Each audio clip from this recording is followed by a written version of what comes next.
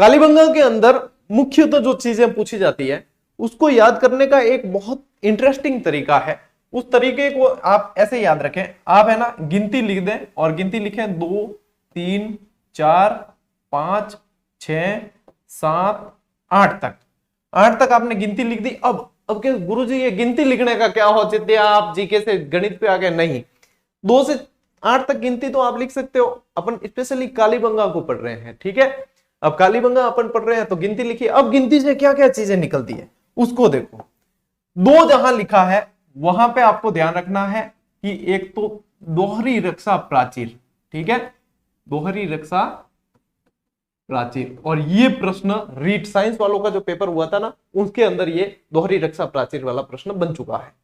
एक तो ये याद रखोगे इससे, और एक याद रखोगे कि 2 अनाजों को उगाने की, 2 अनाज उगाने के साक्ष्य, ठीक है। ये याद रखने के लिए मैं नोट्स मेकिंग पे दूंगा आपको, कोई दिक्कत नहीं है, ठीक है। ये याद रखोगे। अच्छा, 3 से क्या याद रखोगे कि तीसरी राजधानी कहा, तीसरी राजधानी कहा दशरथ शर्मा ने कहा है।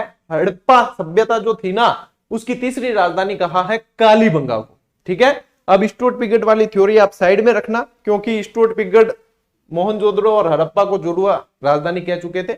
ये आयोग में बन चुका है दशरथ शर्मा, और ये कई बार पूछा है और इसको माना है, ठीक है। और दशरथ शर्मा कैसे याद रखोगे? अब तीसरी राजधानी के लिए और भी ऑप्शन आएंगे आपके, अब याद कैसे रखोगे? याद रखने का तरीका यह है कि जय श्री राम बोल देना। कि जय श्री राम से क्या मतलब कि जय श्री राम बोलने से आपको यह याद आएगा कि राम जी के पिताजी जो थे दशरथ जी, उनके 3 रानियां थी, तो इसलिए दशरथ शर्मा ने तीसरी राजधानी कहा है, ठीक है। दशरथ शर्मा ने तीसरी राजधानी। अच्छा, 4 से क्या आएगा? 4 से 4 पैरों वाले 4 जानवर याद रखने हैं आपको। 4 से 4 पैरों वाले 4 जानवर क्या याद रखोगे? एक तो याद रखोगे हाथी, एक याद रखोगे ऊंट, ठीक है, एक याद रखोगे कुत्ता, और एक याद रखोगे बैल। अब हाथी दांत की कंघी मिली है यहां से, ठीक है, हाथी दांत की कंघी मिली है, ऊंट की अस्थियां मिली है यहां से, मिट्टी का कुत्ता और मिट्टी की वृषभ मूर्ति मिली है, वृषभ यानी बैल। तो 4 पैर वाले 4 जानवर याद रखने हैं आपको 4 नंबर से, ठीक है, 4 से। 5 से क्या याद रखना है? 5 से आपको याद रखना है कि 5 स्तर मिले हैं खुदाई के। कितने स्तर मिले? 5 स्तर मिले खुदाई के, और ये भी प्रश्न बन चुका। अच्छा, इसमें से देखो ये प्रश्न बन चुका, ये बन चुका, ये सारे प्रश्न बन चुके हैं। अब याद रखना और कंफ्यूजन से बचना, उसका ये बेहतर तरीका है। मैं कह रहा हूं आपको याद करने की जरूरत नहीं पड़ेगी, आपने ध्यान से सुन लिया है ना, देख लिया है, मजा और आएगा कि एक्साइटमेंट अब आगे क्या होगा, वेब सीरीज में आगे क्या होता है, ऐसी एक्साइटमेंट रहती है ना। यहां पे भी अब 6 से क्या बताएंगे सर? मैं दावे के साथ कह सकता हूं आप कैमरे की उस तरफ जो है उन्हें ये बिल्कुल अब लगेगा कि अब 6 पे क्या आने वाला है। भाई 5 तक तो मजा आया, तो 6 पे तो अपन खोपड़ी में छेद कर देंगे, ठीक है ना। यानी खोपड़ी में छेद ही करने हैं और 6 छेद करने हैं, बिल्कुल 6 छेद। कहां? खोपड़ी में, ठीक है। ये 6 छेद खोपड़ी में मिले, बच्चे की खोपड़ी में 6 छेद मिले हैं, यानी कि इसको बोलते हैं हाइड्रोस्पोलिस, शल्य चिकित्सा। शल्य चिकित्सा के प्रमाण मिले कहां से? कालीबंगा से, और 6 छेद कर देने खोपड़ी के अंदर, ठीक है। कुमार गौरव सर से मिलके आया था और वो खोपड़ी के अंदर छेद करवाते रहते हैं, ठीक है। तो यहां पे ये। अच्छा, 7 से क्या करें फिर? देखो 7 में एक तो क्या होता है, 7 फेरों के 7 वचन। अच्छा, फेरे लेने के लिए अग्नि जलानी पड़ती है। अच्छा, अग्नि हथेली में जले कौन? अग्नि जली हवन कुंड में। तो 7 आयताकार हवन कुंड मिले हैं। क्या मिले हैं? 7 आयताकार हवन कुंड। अच्छा, मतलब क्लास पसंद आई रही है, तो अब इसको और कैसे आगे बढ़ेगी वो आप लोगों की जिम्मेदारी है। क्योंकि देखो कार्निवल से जैसे मैं यहां घर पे आया ना, तो घर पे एक अलग ही सुकून मिलता है। ये स्टूडियो, इसमें कॉन्फिडेंस लेवल बहुत मेरा बढ़ता है, और आप लोगों के कमेंट आते हैं तो ऐसे लगता है कि वास्तव में ये है अपने घर वाले, ये है अपने परिवार वाले। तो अब आप लोगों की जिम्मेदारी आप समझते हो। अच्छा, तो अब 8 के ठाठ में क्या करें? 8 के ठाठ में ये करना है, यदि आप H लिखोगे, ठीक है। मैंने एक बार रीजनिंग की मतलब पहले 7-8 साल पहले की बात है, कि रीजनिंग की भी तैयारी की थी तो ये शॉर्ट ट्रिक बताई थी कि 8 में बस ये ऐसे कर देना एच के अंदर, तो क्या हो जाएगा 8। ठीक है, एच लिखते हैं ना एच में, तो ये ऐसे 8 बन जाता है। ठीक है, अब देखो A B C D E F G H, H आता भी 8वें नंबर पे है, तो एच आता 8वें नंबर पे, तो यहां से क्या एच 8वें पे आता है। यहां से ध्यान रखना है कि ये हनुमानगढ़ में है। ये कहां है? हनुमानगढ़ के अंदर है। अब बताओ मजा आया कि नहीं आया? ये इस पे कमेंट आपके आने चाहिए कि वास्तव में आया या नहीं। और ये भी चीज आपको बताएगी कि पुरानी क्लासेस यदि देखी हुई है तो भी नई क्लासेस के अंदर कुछ नयापन जरूर मिलेगा आपको। चाहे मैं एक ही टॉपिक को 10 बार पढ़ाऊं, आपको हर क्लास के अंदर नयापन देखने को मिलेगा। ये जितनी चीजें मैंने लिखी है यहां पे मानकर चले हर लाइन से प्रश्न बने हुए हैं। और ऐसे कैसे ये 5 स्तर वाला प्रश्न अभी बना, ये सारे प्रश्न बने, और यहां से आप मानकर चलो कि प्रश्न निश्चित रूप से मिलते ही मिलते हैं। ठीक है, चलिए ये हो गया। अब बढ़ते हैं अपन और आगे। ठीक है, अब देखो कालीबंगा अंदर नाम ही क्या है? कालीबंगा के अंदर नाम ही, यहां से ले लेता हूं मैं एरो, है ना, बाहर से। यदि नाम की ही बात करें तो काले रंग की चूड़ियां, इसका शाब्दिक अर्थ क्या होता है? काली बंगा, बंगा यानी बंगड़ी हुआ है, बंगड़ी, मारवाड़ी में बोलिया करे बंगड़ी, बंगा, तो काले रंग की चूड़ियां। ठीक है, ये हो गया। अब देखो यहां पे काले से मतलब पता चलता है, यदि आपने देखा हो तो मैं काले शर्ट में पढ़ा रहा हूं अभी, और यहां पे मैं ये कहना चाहूंगा कि राजस्थान का काला सोना कहा जाता है अफीम को। ठीक है, अफीम, वैसे कोयला कहा जाता है भारत के लेवल पे देखे तो, लेकिन राजस्थान का काला सोना कहा जाता है अफीम। अफीम यानी अमल। ठीक है, अमल है, अफीम है, डोडा है, ये सब एक ही इसी अफीम से ही बनते हैं, तो अमल को कहा जाता है। तो इससे अपन को क्या याद रखना है? काला होता है अमल, इससे याद रखना है कि इसकी खोज जो की वो अमलानंद घोष ने की। किसने की? अमलानंद घोष ने की 1952 के अंदर। ठीक, यहां तक याद हो गया, क्लियर, अमलानंद घोष ने की है। फिर बीवी लाल और बीके थापर, दो मैन तो याद रखनी है। बीवी लाल और बीके थापर ने उत्खनन किया है। जेपी जोशी और एमडी खरे भी पूछे जा चुके हैं। और कालीबंगा ऐसा टॉपिक एग्जामिनर के हत्थे चढ़ा है कि अंदर से पता नहीं कहां से खोद खोद के नाम निकालता है एग्जामिनर। अब इसके अंदर यदि टीममेट देखे तो बहुत सारे हैं, कितनों के याद रखोगे? इतने उलझना भी नहीं चाहिए, क्योंकि इतने याद रहते भी नहीं है। ठीक है, ये बीबी लाल, बीके थापर, एमडी खरे, जेपी जोशी, जितने मुझे याद है इतने याद है, तो इतने में काम निकल जाएगा। इससे ज्यादा गहराई में पूछेंगे ना तो नेट डिग्री धारी जो होंगे ना उनको भी एक बार याद नहीं आता है, ये हकीकत है। ठीक है ना, तो वहां पे टेंशन लेने की जरूरत नहीं है। चलिए ये बात हो गई, है ना। अब यहां पे ये ध्यान रखेंगे आप कि कालीबंगा के अंदर एक ब भी आया है। इस ब से आपको ये याद रखना है कि यहां पे बेलनाकार मुहरें मिली है, बेलनाकार मुहरें मिली है। अच्छा, बेलनाकार मुहरें, और एक चीज और साथ में कंफ्यूज करती है, बेलनाकार तो मुहरें हैं और अलंकृत ईंटें हैं, अलंकृत ईंटें हैं। ठीक है, अच्छा, ईंटों से मुझे याद आया कि यहां पे कच्ची ईंटें मिली है। क्या मिली है? कच्ची ईंटें, कच्ची ईंटों के साक्ष्य मिले हैं। अब कच्ची ईंटों से भी ध्यान ऐसे याद आ रहा है, मुझे याद आ रहा है तो आपको भी आएगा, ऐसे याद आ रहा है कच्ची ईंटों से कि मान लो कोई भूकंप आ जाए तो सबसे ज्यादा नुकसान तो कच्ची ईंटों वाले को होगा। तो यहां पे सबसे पहली बार भूकंप के साक्ष्य, विश्व में सबसे पहली बार भूकंप के साक्ष्य मिले, भूकंप के साक्ष्य मिले हैं। अच्छा, ईंटें हैं तो ईंटों के, कच्ची ईंटों के घर हैं भाई। अगर पैसे वाले होते, ठीक है, पैसे वाले होते तो पक्की ईंटें लगवाते, पक्की ईंटें क्या प्लास्टर करवाते। ठीक है, प्लास्टर क्या और भी पुट्टी उट्टी सब कराता। ठीक है, लेकिन कच्ची ईंटें थी, यानी कि ये गरीब थे, है ना। तो इसे कहा जाता है दीनहीन बस्ती। क्या कहा जाता है? दीनहीन बस्ती कहा जाता है। ठीक, ये भी ध्यान रखेंगे। इतनी सारी चीजें साथ साथ में आ रही है। यहां पे एक पल्ली का दरवाजा मिला है। क्या मिला है? एक पल्ली का दरवाजा। हमें एक पल्ली के भाई दिमाग में आता है, भाई एक तो वह दो फड़का, दो दरवाजे खोल के एंटर होते हैं, एक होते हैं एक, जैसे मेरे भी यहाँ पे स्टूडियो में एक दरवाजा लगा हुआ है, ठीक है, तो एक दरवाजा खोलते हैं, वो एक पल्ली का दरवाजा है, ठीक है। अब वैसे ये सभ्यता जो है ना, यहां से ध्यान रखना, ये कांस्य युगीन थी, ये कांस्य युगीन सभ्यता, यानी हड़प्पा सभ्यता जितनी भी थी, हड़प्पा सभ्यता जो है वो कांस्य युगीन सभ्यता है, ठीक है।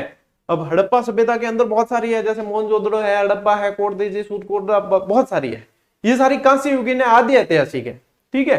तो कांस्य युगीन है ना, तो यहाँ पे क्या है कि अब कांस्य युगीन सभ्यता हड़प्पा की सारी देखेंगे अपन, तो उसमें यह भी ध्यान रहेगा कि यदि हड़प्पा की सारी सभ्यताओं में अपन देखते हैं तो अपने राजस्थान में, यानी कि अपने घर की सभ्यता कितनी है, कौन सी है, एक, कालीबंगा, ठीक है।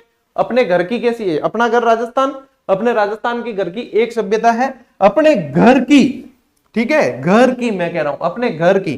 तो फिर आपको याद रखना है कि ये गग्गर नदी के किनारे है, घर यानी गग्गर, ठीक है, और प्राचीन सरस्वती भी इसे कहा जाता था।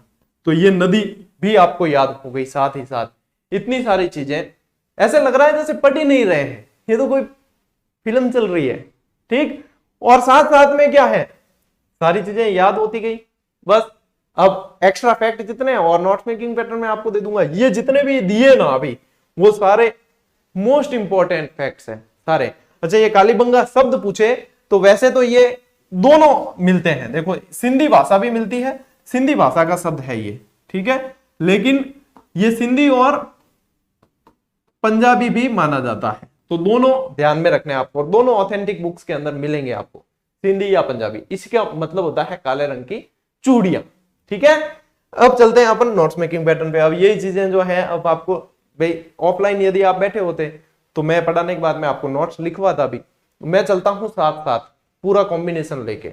आप लोगों से बहुत ज्यादा हमें सोचना पड़ता है कि सामने जो विद्यार्थी है उनको हित कैसे होगा, भाई वो इतना विश्वास करके पेड कोर्स नहीं ले रहे हैं और यहां से तैयारी कर रहे हैं, तो हमारी जिम्मेदारी है कि उनका हित कैसे होगा, इसलिए मैं नोट्स मेकिंग पैटर्न पे पढ़ाता हूं।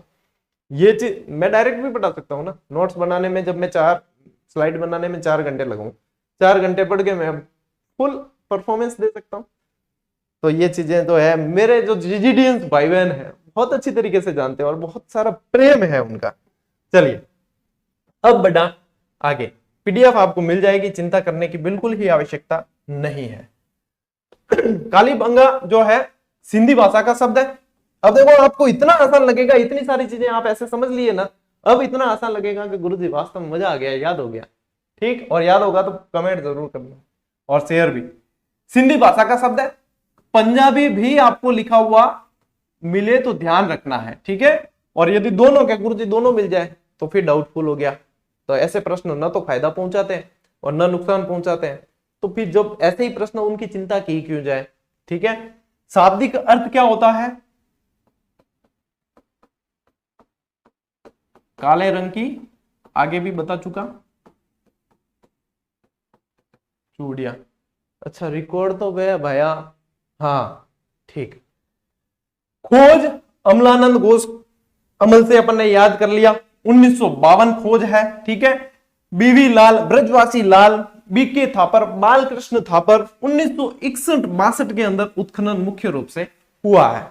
अच्छा साथ में यदि नाम लिखना चाहो तो ये भी लिख लेना, जेपी जोशी का संबंध किससे रहा, ये भी पूछ लेते हैं, ठीक है। राजस्थान की कौन सी सभ्यता से, जेपी जोशी भी लिख लेना और एमडी खरे भी लिख लेना, ठीक।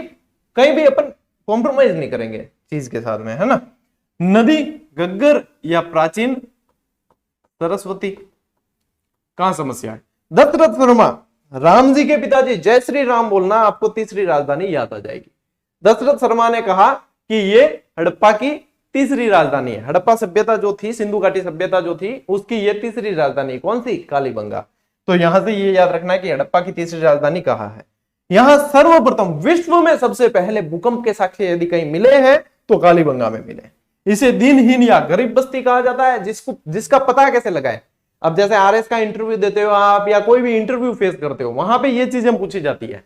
आपने याद तो कर लिया ये दिनहीन बस्ती है, वहां ये पूछी जाती है कि कैसे पता कि दिनहीन बस्ती है, क्या आपने देखा उस समय, नहीं पता। ऐसे चलता है कि जहां जिस बस्ती में कच्ची ईंटों का प्रयोग किया जा रहा है, यानी कि वो इतने सक्षम नहीं थे कि पक्की ईंटों का प्रयोग करते या और भी दूसरी सामान का प्रयोग करते, तो वहां से ये पता चलता है कि ये दीनहीन बस्ती थी, इनके पास ये इतने समृद्ध नहीं थे। ये चीजें होती है अपना सोचने का तरीका।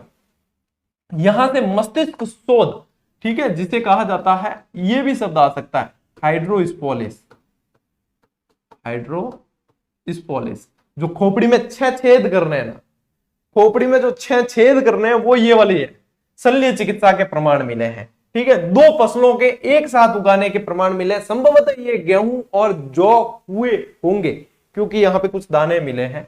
तो यदि पूछ ले तो ये भी ध्यान रखें कि संभवतः ये गेहूं और जौ हुए होंगे। लकड़ी की नालियां, मोस्ट इंपॉर्टेंट, लकड़ी की नालियों के अवशेष मिले हैं यहां से, ठीक है। चिरायु कब्रें, अच्छा चिरायु कब्रें कैसी होती है, जो अंडाकार कब्रें होती है ना, वो चिरायु कब्रें कहलाती है। जैसे कि यहाँ पे इस फोटो में तो नहीं है, शायद अगले में मैंने शामिल किया है, उसमें मैं आपको कब्र का फोटो बताऊंगा, तो वो चिरायु कब्र भी आपको उसके अंदर पता चलेगा कि चिरायु कब्र पूछे ना तो आपको कालीबंगा जाना है, ठीक है।